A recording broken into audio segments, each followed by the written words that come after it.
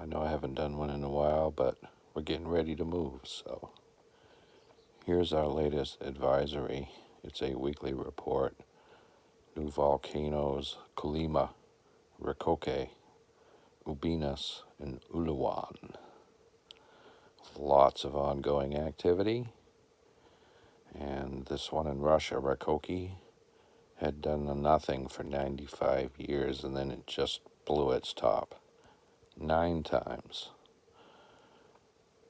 Several of them were above the 10,000 K level. And then we also have several others that have blown several times recently, and now they're blowing their tops up over the 10K. So we definitely have a volcanic global cooling occurring now. No doubt about it.